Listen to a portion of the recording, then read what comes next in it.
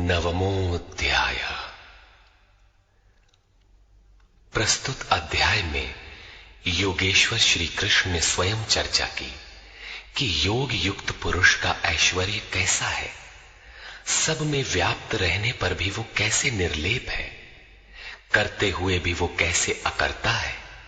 उस पुरुष के स्वभाव एवं प्रभाव पर प्रकाश डाला। योग को आचरण में ढालने पर आने वाले देवतादिक विघ्नों से सतर्क किया और उस पुरुष के शरण होने पर बल दिया। श्री भगवान उवाच।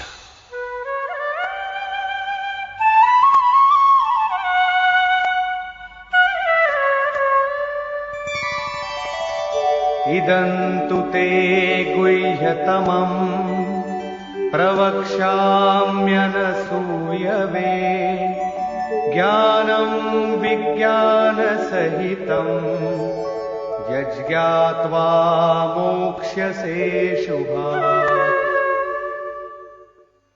योगेश्वर श्री कृष्ण ने कहा, अर्जुन, असूया अर्थात डाह ईर्ष्या रहित तेरे लिए मैं इस परम गोपनीय ज्ञान को विज्ञान सहित कहूंगा, अर्थात प्राप्ति के पश्चात महापुरुष की रहनी के साथ कहूंगा कि कैसे वो महापुरुष सर्वत्र एक साथ कर्म करता है, कैसे वो जागृति प्रदान करता है, रथी बनकर आत्मा के साथ कैसे सदैव रहता है।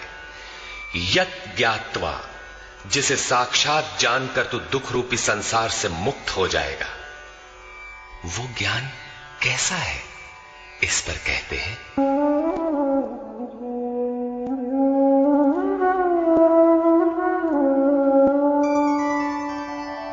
राजविद्या राजगुह्यम् पवित्रमिदमुत्तमम् प्रत्यक्षावगमम् धर्म्यम् सुसुखम् कर्तुमव्ययम्।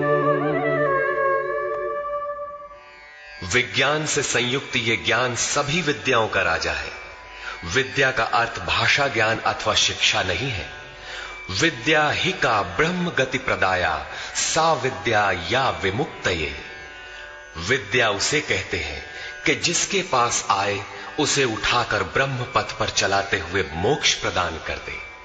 यदि रास्ते में रिद्धियों सिद्धियों अथवा प्रकृति में कहीं उलझ गया तो सिद्ध है कि अविद्या सफल हो गई। वो विद्या नहीं है। ये राजविद्या ऐसी है जो निश्चित कल्याण करने वाली है। ये सभी गोपनीयों का राजा है। अविद्या और विद्या के अवगुंठन का अनावरण होने पर योग युक्तता के पश्चात ही इससे मिलन होता है। ये अति पवित्र, उत्तम और प्रत्यक्ष फल वाला है। इधर करो उधर लो, ऐसा प्रत्यक्ष फल वाला है। ये अंधविश्वास नहीं है कि इस जन्म में साधन करो, फल कभी दूसरे जन्मों में मिलेगा। ये परम धर्म परमात्मा से संयुक्त है। विज्ञान सहित ये ज्ञान करने में सरल और अविनाशी है।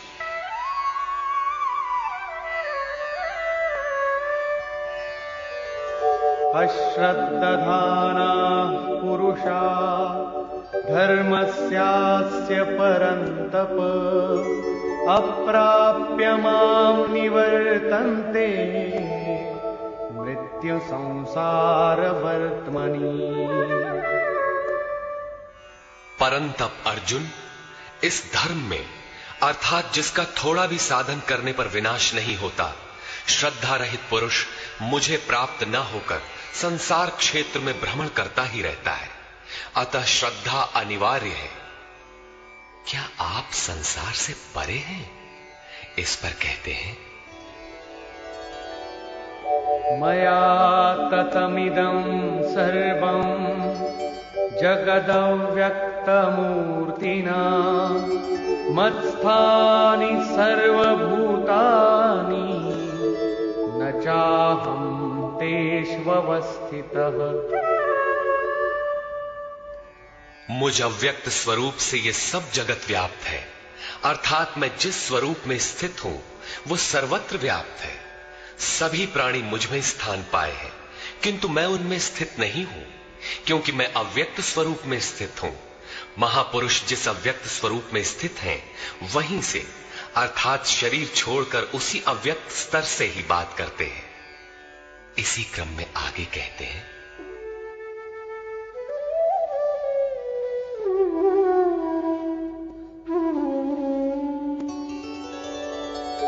न च मत्स्थानि भूतानि पश्य मे योगमैश्वरम् भूतभृन्न च भूतस्थो ममात्मा भूतभावनः। वस्तुतः सब भूत भी मुझ में स्थित नहीं है, क्योंकि वे मरण धर्मा है, प्रकृति के आश्रित हैं। किंतु मेरे योग माया के ऐश्वर्य को देख कि जीवधारियों को उत्पन्न और पोषण करने वाला मेरा आत्मा भूतों में स्थित नहीं है। मैं आत्म स्वरूप हूं, इसलिए मैं उन भूतों में स्थित नहीं हूं। यही योग का प्रभाव है। इसको स्पष्ट करने के लिए योगेश्वर श्री कृष्ण दृष्टांत देते हैं।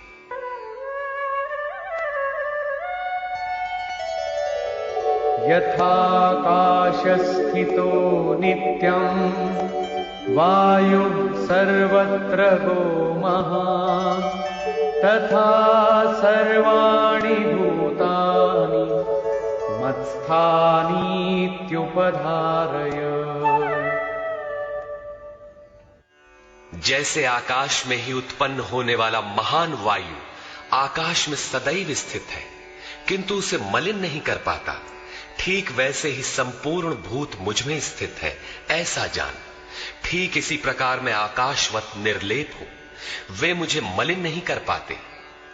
प्रश्न पूरा हुआ। यही योग का प्रभाव है। अब योगी करता क्या है, इस पर कहते हैं,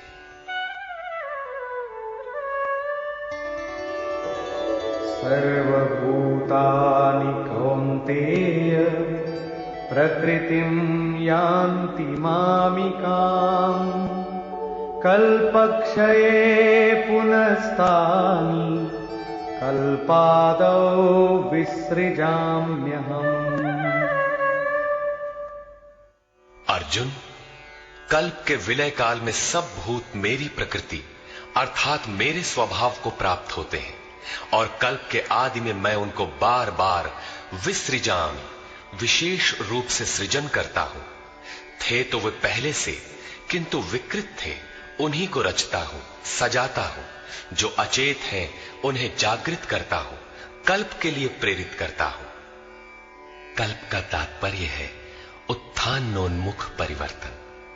आसुरी संपद से निकलकर जैसे जैसे पुरुष दैवी संपद में प्रवेश पाता है, यहीं से कल्प का आरंभ है, और जब ईश्वर भाव को प्राप्त हो जाता है, वही कल्प का क्षय है।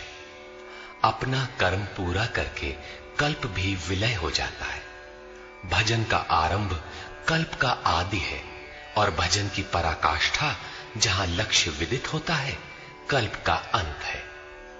जब ये प्रत्यगात्मा योनियों के कारणभूत राग द्वेषादि से मुक्ति पाकर अपने शाश्वत स्वरूप में स्थिर हो जाए, इसी को श्री कृष्ण कहते हैं कि वो मेरी प्रकृति को प्राप्त होता है।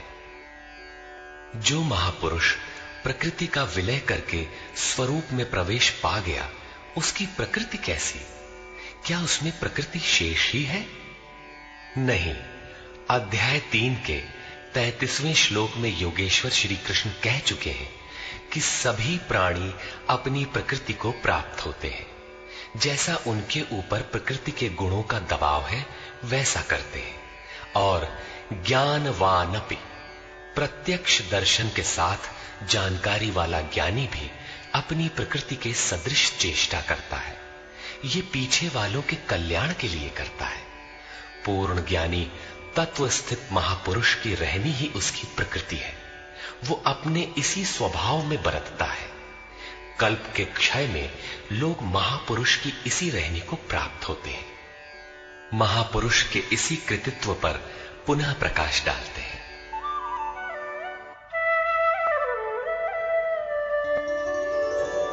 प्रकृतिं स्वामवष्टभ्य विसृजामि पुनः पुनः भूतग्राममिमं कृत्स्नम् अवशं प्रकृतेर्वशात्।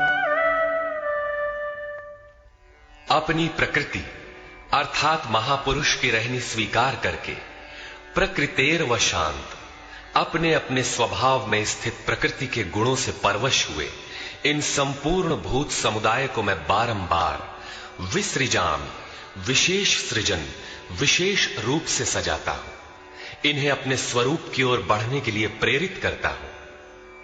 तब तो आप इस कर्म से बंधे हैं।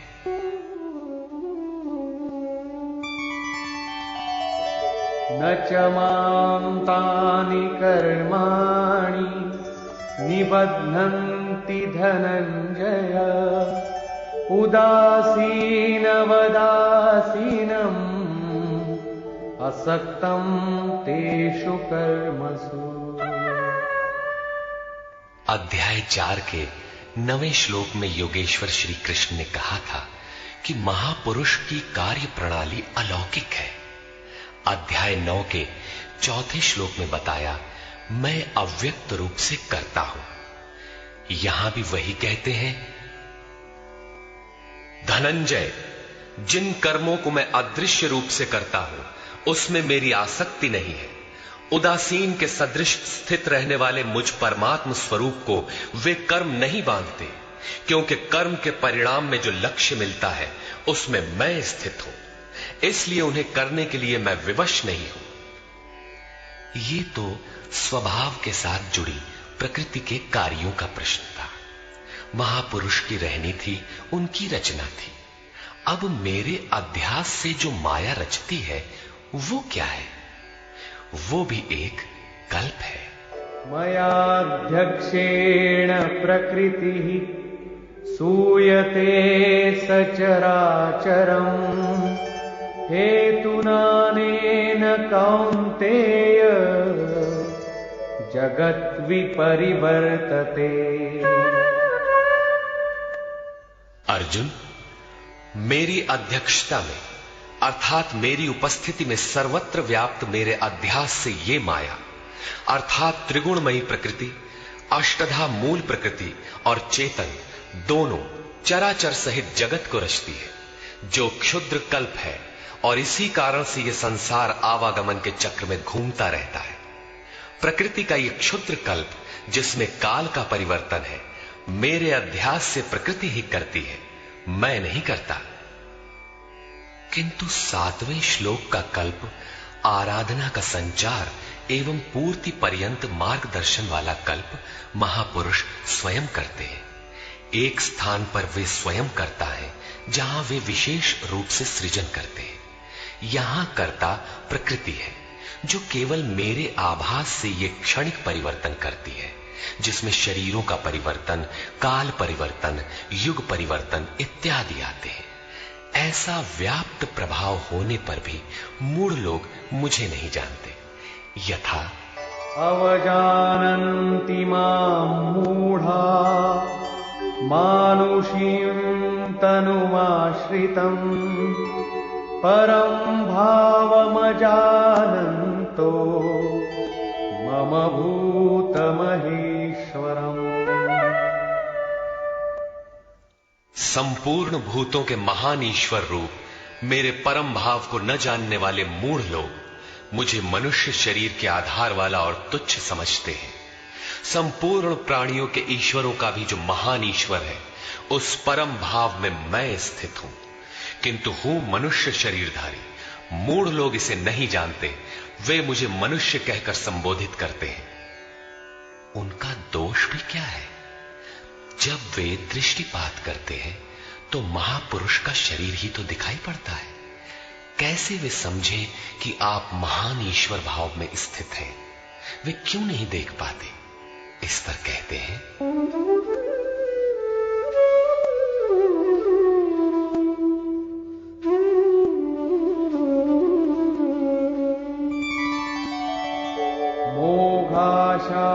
मोघ कर्माणो मोघ ज्ञानाविचेतसः राक्षसीमासुरीं चैव प्रकृतिं मोहिनीं श्रिताः। वे वृथा आशा अर्थात जो कभी पूर्ण न हो ऐसी आशा, वृथा कर्म अर्थात बंधनकारी कर्म, वृथा ज्ञान अर्थात जो वस्तुतः अज्ञान है, विचेतसः विशेष रूप से अचेत हुए राक्षसों और असुरों के से मोहित होने वाले स्वभाव को धारण किए होते हैं, अर्थात आसुरी स्वभाव वाले होते हैं, इसलिए मनुष्य समझते हैं। असुर और राक्षस मन का एक स्वभाव है, न कि कोई जाति या योनि। आसुरी स्वभाव वाले मुझे नहीं जान पाते, किंतु महात्मा जन मुझे जानते और भजते हैं। महात्मानस्तु मां पार्थ दैवीं प्रकृतिमाश्रिताः भजन्त्यनन्यमनसो ज्ञात्वा भूतादिमौ व्ययम्। हे पार्थ, परंतु दैवी प्रकृति अर्थात दैवी संपत्ति के आश्रित हुए महात्मा जन मुझे सब भूतों का आदिकरण अव्यक्त और अक्षर जानकर अनन्य मन से अर्थात मन के अंतराल में किसी अन्य को स्थान न देकर केवल मुझ में श्रद्धा रखकर निरंतर मुझे भजते हैं। किस प्रकार भजते हैं, इस पर कहते हैं।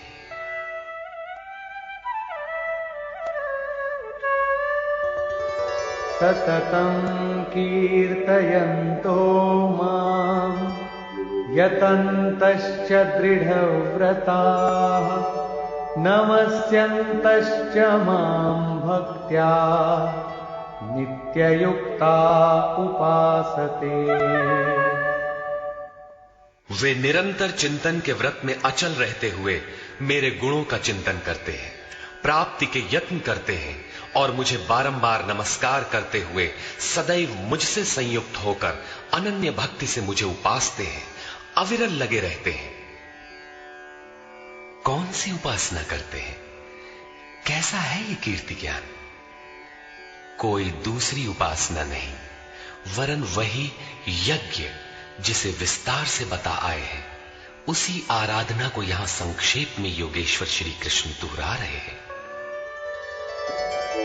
ज्ञानयज्ञेन चाप्यन्ये यजन्तो मामुपासते एकत्वेन पृथक्त्वेन बहुधा विश्वतो मुखम्।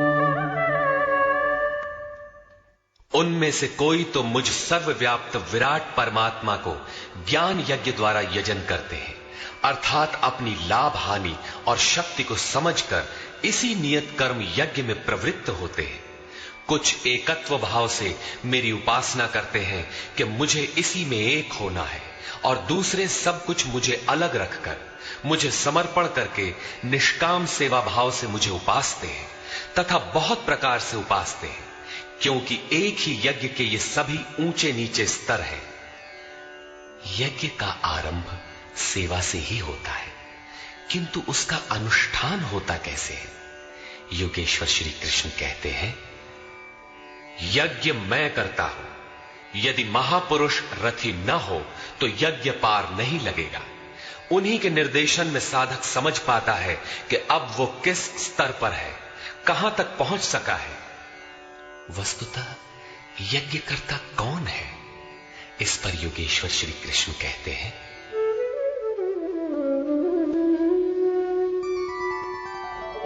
अहं क्रतुरहं यज्ञः स्वधाहमहमौषधम् मन्त्रोऽहमहमेवाज्यम् अहमग्निरहं हुतम्। कर्ता मैं हूं। वस्तुतः कर्ता के पीछे प्रेरक के रूप में सदैव संचालित करने वाला इष्ट ही है। कर्ता द्वारा जो पार लगता है मेरी देन है। यज्ञ मैं हूं। यज्ञ आराधना की विधि विशेष है। पूर्ति काल में यज्ञ जिसका सृजन करता है, उस अमृत का पान करने वाला पुरुष सनातन ब्रह्म में प्रवेश पा जाता है। स्वधा मैं हूं अर्थात अतीत के अनंत संस्कारों का विलय करना, उन्हें तृप्त कर देना मेरी देन है। भवरोग को मिटाने वाली औषधि मैं हूं। मुझे पाकर लोग इस रोग से निवृत्त हो जाते हैं। मंत्र मैं हूं। मन को श्वास के अंतराल में निरोध करना मेरी देन है। इस निरोध क्रिया में तीव्रता लाने वाली वस्तु आज्य अर्थात हवि भी मैं हूं। अग्नि मैं हूं। मेरे ही प्रकाश में मन की सभी प्रवृत्तियां विलय होती हैं तथा हवन अर्थात समर्पण भी मैं ही हूं। यहां योगेश्वर श्री कृष्ण बार बार मैं हूं कह रहे हैं। इसका आशय मात्र इतना है कि मैं ही प्रेरक के रूप में आत्मा से अभिन्न होकर खड़ा हो जाता हूं तथा निरंतर निर्णय देते हुए योग क्रिया को पूर्ण कराता हूं। इसी का नाम विज्ञान है। पूज्य महाराज जी कहा करते थे कि जब तक इष्ट देव रथी होकर श्वास प्रश्वास पर रोकथाम न करने लगे तब तक भजन आरंभ ही नहीं होता।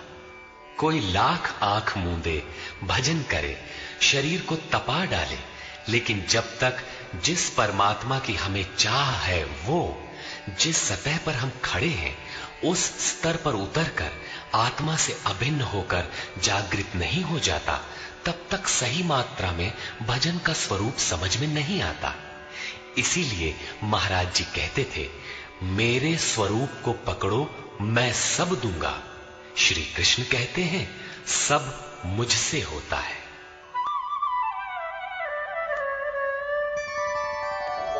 पिताहमस्य जगतो माता धाता पितामहः वेद्यं पवित्रमोंकार ऋक्सामयजुरेव च। अर्जुन, मैं ही संपूर्ण जगत का धाता अर्थात धारण करने वाला, पिता अर्थात पालन करने वाला, माता अर्थात उत्पन्न करने वाला, पितामह अर्थात मूल उद्गम हूं जिसमें सभी प्रवेश पाते हैं, और जानने योग्य पवित्र ओंकार अर्थात जो अहम आकारः इति ओंकारः वो परमात्मा मेरे स्वरूप में है।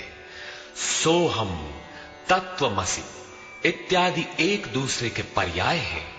ऐसा जानने योग्य स्वरूप मैं ही हूं। ऋक् अर्थात संपूर्ण प्रार्थना, साम अर्थात समत्व दिलाने वाली प्रक्रिया, यजुः अर्थात यजन की विधि विशेष भी मैं ही हूं। योग अनुष्ठान के उक्त तीनों आवश्यक अंग मुझसे होते हैं। गतिर्भर्ता प्रभु साक्षी निवास शरणं सुहृत् प्रभवः प्रलय स्थानं निधानं बीजमव्ययम्। हे अर्जुन, गति अर्थात प्राप्त होने योग्य परम गति, भर्ता भरण पोषण करने वाला, सबका स्वामी, साक्षी अर्थात दृष्टा रूप में स्थित सबको जानने वाला, सबका वास स्थान शरण लेने योग्य, अकारण प्रेमी मित्र, उत्पत्ति और प्रलय अर्थात शुभाशुभ संस्कारों का विलय तथा अविनाशी कारण मैं ही हूं। अर्थात अंत में जिनमें प्रवेश मिलता है वे सारी विभूतियां मैं ही हूं। तपाम्यहमहं वर्षं निगृह्णाम्युत्सृजामि च अमृतं चैव मृत्युश्च सदसच्चाहमर्जुन। मैं सूर्य रूप से तपता हूं, वर्षा को आकर्षित करता हूं, मृत्यु से परे अमृतत्व तथा मृत्यु, सत और असत सब कुछ मैं ही हूं। अर्थात जो परम प्रकाश प्रदान करता है वो सूर्य मैं ही हूं। कभी कभी भजने वाले मुझे असत भी मान बैठते हैं, वे मृत्यु को प्राप्त होते हैं। इस प्रकार कहते हैं, त्रैविद्या मां सोमपाः पूतपापा यज्ञैरिष्ट्वा स्वर्गतिं प्रार्थयन्ते ते पुण्यमासाद्य सुरेन्द्रलोकम् अश्नन्ति दिव्यान् दिवि देवभोगान्।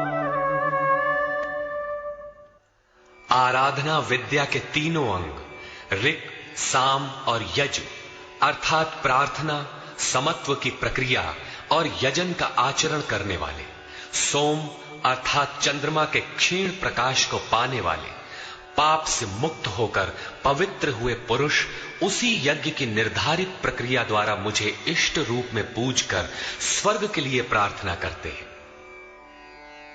यही असत की कामना है जिससे वे मृत्यु को प्राप्त होते हैं। उनका पुनर्जन्म होता है, जैसा पिछले श्लोक में योगेश्वर ने बताया। वे पूजते मुझे ही हैं, उसी निर्धारित विधि से पूजते हैं, किंतु बदले में स्वर्ग की याचना करते हैं। वे पुरुष अपने पुण्य के फल स्वरूप इंद्रलोक को प्राप्त होकर स्वर्ग में देवताओं के दिव्य भोग भोगते हैं, अर्थात ये भोग भी मैं ही देता हूं। ते तं भुक्त्वा स्वर्गलोकं विशालम् क्षीणे पुण्ये मर्त्यलोकं विशन्ति एवं त्रयी धर्ममनुप्रपन्ना गतागतं कामकामा लभन्ते। वे उस विशाल स्वर्ग को भोग कर पुण्य क्षीण होने पर मृत्युलोक अर्थात जन्म मृत्यु को प्राप्त होते हैं। इस प्रकार त्रयी धर्मम प्रार्थना, समत्व एवं यजन की तीनों विधियों से एक ही यज्ञ का अनुष्ठान करने वाले मेरे शरण हुए भी कामना वाले पुरुष बारंबार जाने आने को अर्थात पुनर्जन्म को प्राप्त होते हैं। अतः किसी प्रकार की कामना नहीं करनी चाहिए। जो कामना नहीं करते उन्हें क्या मिलता है?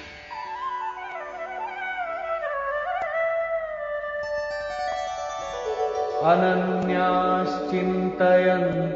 मां ये जनाः पर्युपासते तेषां नित्याभियुक्तानां योगक्षेमं वहाम्यहम्। अनन्य भाव से मुझ में स्थित भक्तजन मुझ परमात्म स्वरूप का निरंतर चिंतन करते हैं। पर्युपासते लेश मात्र भी त्रुटि न रखकर मुझे उपासते हैं। उन नित्य एक ही भाव से संयुक्त हुए पुरुषों का योगक्षेम मैं स्वयं वहन करता हूं, अर्थात उनके योग की सुरक्षा की सारी जिम्मेदारी मैं अपने हाथ में लेता हूं। इतना होने पर भी लोग अन्य देवताओं को भजते हैं।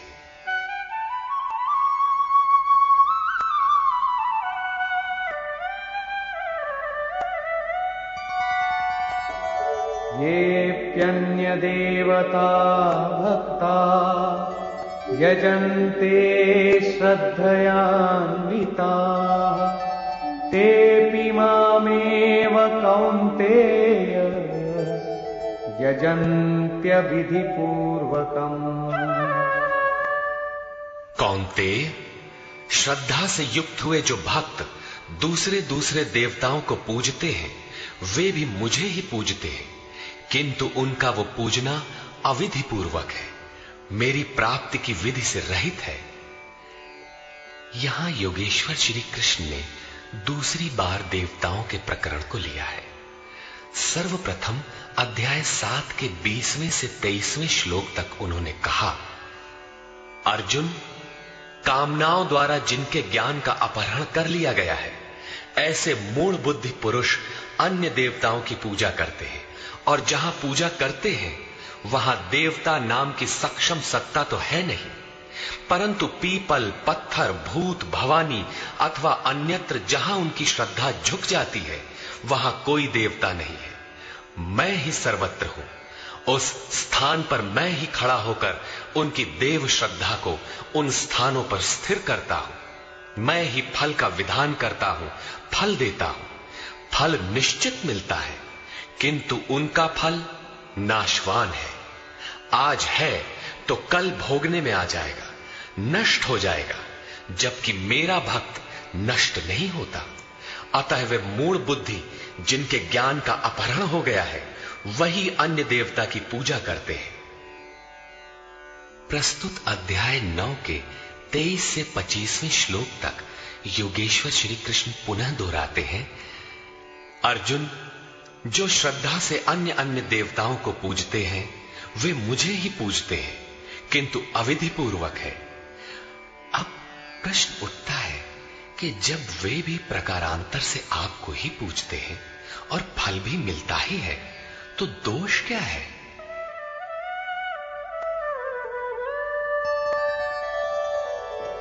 अहं हि सर्वयज्ञानां भोक्ता च प्रभुरेव च न तु मामभिजानन्ति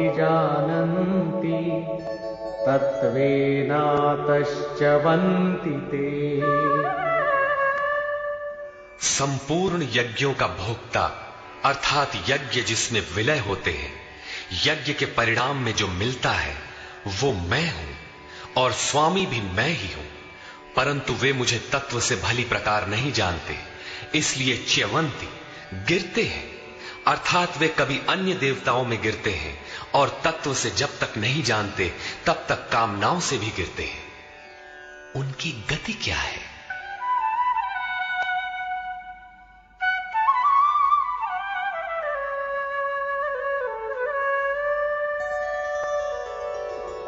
यान्ति देवव्रता देवान् पितॄन् यान्ति पितृव्रताः भूतानि यान्ति भूतेजा यान्ति मद्याजिनोऽपि माम्। अर्जुन, देवताओं को पूजने वाले देवताओं को प्राप्त होते हैं। देवता हैं तो परिवर्तित सत्ता, वे अपने सदकर्मानुसार जीवन व्यतीत करते हैं। पितरों को पूजने वाले पितरों को प्राप्त होते हैं, अर्थात अतीत में उलझे रहते हैं। भूतों को पूजने वाले भूत होते हैं, शरीर धारण करते हैं, और मेरा भक्त मुझे प्राप्त होता है। वे मेरे साक्षात स्वरूप होते हैं, उनका पतन नहीं होता। इतना ही नहीं, मेरी पूजा का विधान भी सरल है। पत्रं पुष्पं फलं तोयं यो मे भक्त्या प्रयच्छति तदहं भक्त्युपहृतम् अश्नामि प्रयतात्मनः। भक्ति का आरंभ यहीं से है कि पत्र, पुष्प, फल, जल इत्यादि जो कोई मुझे भक्ति पूर्वक अर्पित करता है, मन से प्रयत्न करने वाले उस भक्त का वो सब मैं खाता हूं, अर्थात स्वीकार करता हूं। इसलिए यत्करोषि यदश्नासि यज्जुहोषि ददासि यत्तपस्यसि कौन्तेय तत्कुरुष्व मदर्पणम्। अर्जुन, तू जो कर्म अर्थात यथार्थ कर्म करता है, जो खाता है, जो हवन करता है, समर्पण करता है, दान देता है, मन सहित इंद्रियों को जो मेरे अनुरूप तपाता है, वो सब मुझे अर्पण कर, अर्थात मेरे प्रति समर्पित होकर ये सब कर। समर्पण करने से योग के क्षेत्र की जिम्मेदारी मैं ले लूंगा।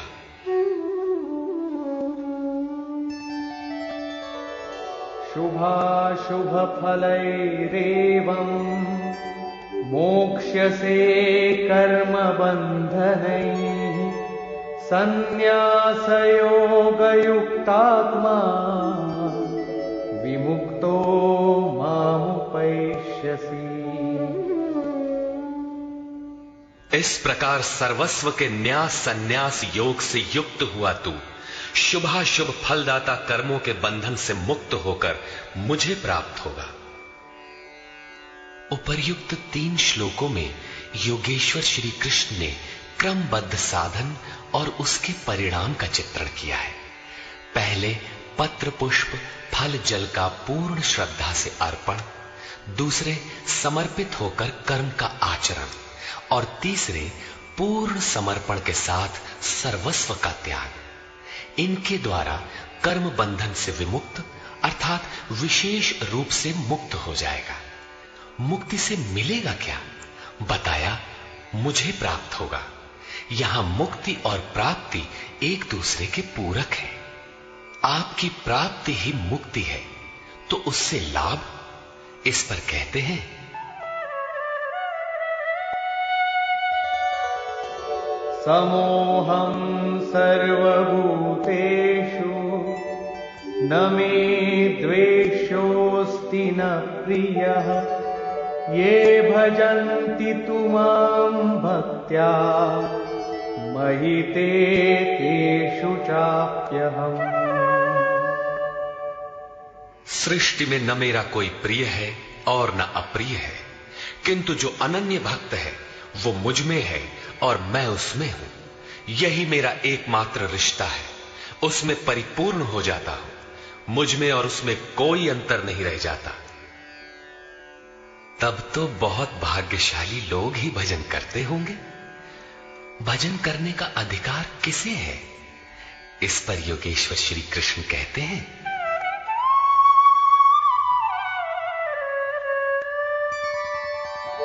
अपि चेत् सुदुराचारो भजते मामनन्यभाक् साधुरेव समन्तव्यः सम्यग् व्यवसितो हि सः।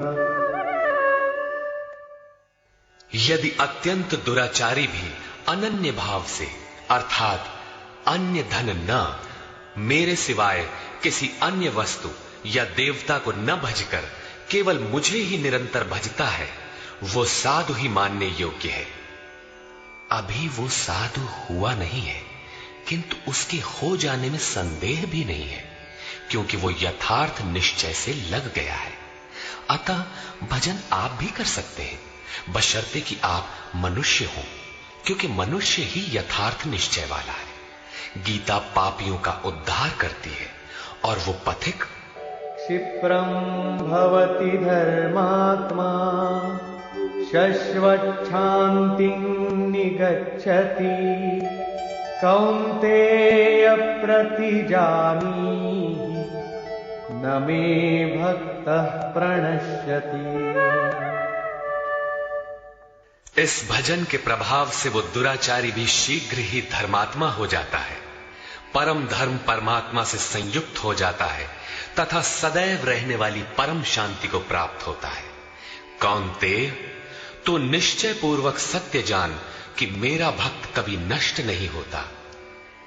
यदि एक जन्म में पार नहीं लगा तो अगले जन्मों में भी वही साधन करके शीघ्र ही परम शांति को प्राप्त होता है। अतः सदाचारी दुराचारी सभी को भजन करने का अधिकार है। इतना ही नहीं, अपितु मां हि पार्थ व्यपाश्रित्य येऽपि स्युः पापयोनयः स्त्रियो वैश्यास्तथा शूद्राः तेऽपि यान्ति परां गतिम्। पार्थ, स्त्री, वैश्य, शूद्रादि तथा जो कोई पाप योनि वाले भी हों, वे सभी मेरे आश्रित होकर परम गति को प्राप्त होते हैं। अतः ये गीता मनुष्य मात्र के लिए है, चाहे वो कुछ भी करता हो, कहीं भी पैदा हुआ हो, सबके लिए ये एक समान कल्याण का उपदेश करती है। गीता सार्वभौम है। पाप योनि अध्याय 16 के 7वें से 21वें श्लोक तक आसुरी वृत्ति के लक्षणों के अंतर्गत भगवान ने बताया कि जो शास्त्र विधि का त्याग कर नाम मात्र के यज्ञों द्वारा दंभ से यजन करते हैं, वे नरों में अधम है। यज्ञ है नहीं किंतु नाम दे रखा है और दंभ से यजन करता है, वो क्रूर कर्मी और पापाचारी अर्थात पाप योनि है। वैश्य शूद्र भगवत पथ की सीढ़ियां हैं। स्त्रियों के प्रति कभी सम्मान कभी हीनता की भावना रही है, किंतु योग प्रक्रिया में स्त्री और पुरुष दोनों का समान ही प्रवेश है।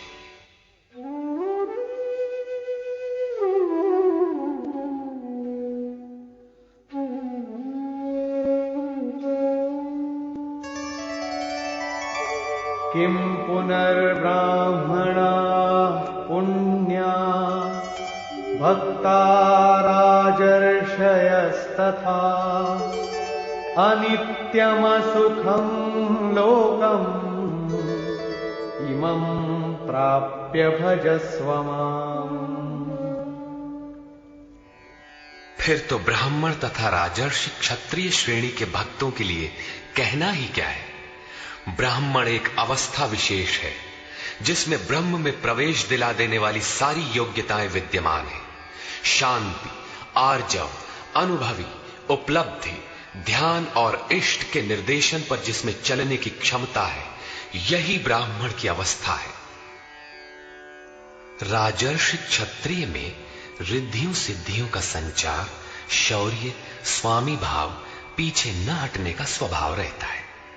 इस योग स्तर पर पहुंचे हुए योगी तो पार होते ही हैं, उनके लिए क्या कहना है। अतः अर्जुन, तू सुख रहित क्षण भंगुर इस मनुष्य शरीर को प्राप्त होकर मेरा ही भजन कर। इस नश्वर शरीर के ममत्व पोषण में समय नष्ट न कर। अतः वे भजन की धारणा पर प्रोत्साहन देते हैं।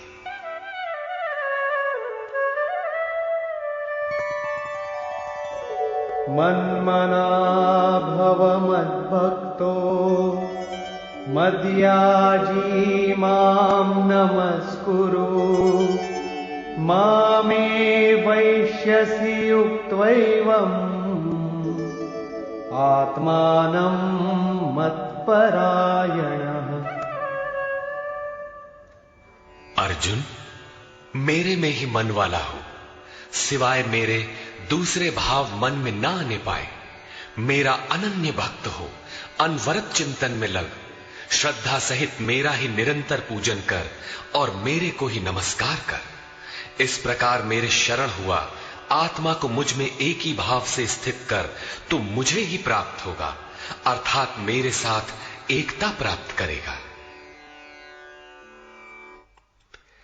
निष्कर्ष, इस अध्याय के आरंभ में श्री कृष्ण ने कहा, अर्जुन, तुझ दोष रहित भक्त के लिए मैं इस ज्ञान को विज्ञान सहित कहूंगा, जिसे जानकर कुछ भी जानना शेष नहीं रहेगा। इसे जानकर तू संसार बंधन से छूट जाएगा। ये ज्ञान संपूर्ण विद्याओं का राजा है। विद्या वो है जो परम ब्रह्म में प्रवेश दिलाए। ये ज्ञान उसका भी राजा है, अर्थात निश्चित कल्याण करने वाला है। ये संपूर्ण गोपनीयों का भी राजा है, गोपनीय वस्तु को भी प्रत्यक्ष करने वाला है। ये प्रत्यक्ष फल वाला, साधन करने में सुगम और अविनाशी है। थोड़ा भी इसका साधन आपसे पार लग जाए तो इसका कभी नाश नहीं होता, वरन इसके प्रभाव से वो परम श्रेय तक पहुंच जाता है।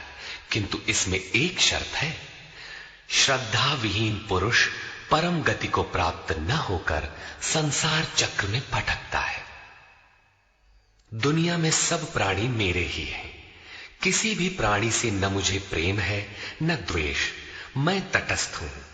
किंतु जो मेरा अनन्य भक्त है, मैं उसमें हूं, वो मुझ में है। अत्यंत दुराचारी, जघन्यतम पापी ही कोई क्यों ना हो, फिर भी अनन्य श्रद्धा भक्ति से मुझे भजता है तो वो साधु मानने योग्य है। उसका निश्चय स्थिर है तो वो शीघ्र ही परम से संयुक्त हो जाता है और सदा रहने वाली परम शांति को प्राप्त होता है। यहां श्री कृष्ण ने स्पष्ट किया कि धार्मिक कौन है। सृष्टि में जन्म लेने वाला कोई भी प्राणी यदि अनन्य भाव से एक परमात्मा को भजता है, उनका चिंतन करता है, तो वो शीघ्र ही धार्मिक हो जाता है। अतः धार्मिक वो है जो एक परमात्मा का सुमिरन करता है। अंत में आश्वासन देते हैं कि अर्जुन, मेरा भक्त कभी नष्ट नहीं होता। कोई शूद्र हो, नीच हो, आदिवासी हो या अनादिवासी या कुछ भी नामधारी हो, पुरुष अथवा स्त्री हो अथवा पाप योनि, तिर्यक योनि वाला भी जो हो, मेरी शरण होकर परम श्रेय को प्राप्त होता है। इसलिए अर्जुन, सुख रहित क्षणभंगुर किंतु दुर्लभ मनुष्य शरीर को पाकर मेरा भजन कर। प्रस्तुत अध्याय में उस विद्या पर प्रकाश डाला गया जिसे श्री कृष्ण स्वयं जागृत करते हैं। ये राज विद्या है जो एक बार जागृत होने पर निश्चित कल्याण करती है। अतः ओम तत्सदिति श्रीमद्भगवद गीता सूपनिषत्सु ब्रह्म विद्यायाम योग शास्त्रे श्री कृष्णार्जुन संवादे राज विद्या जागृति नाम नवमोऽध्यायः।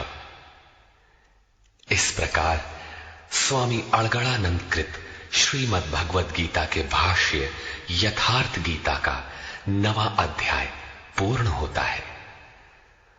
हरि ओम तत्सत।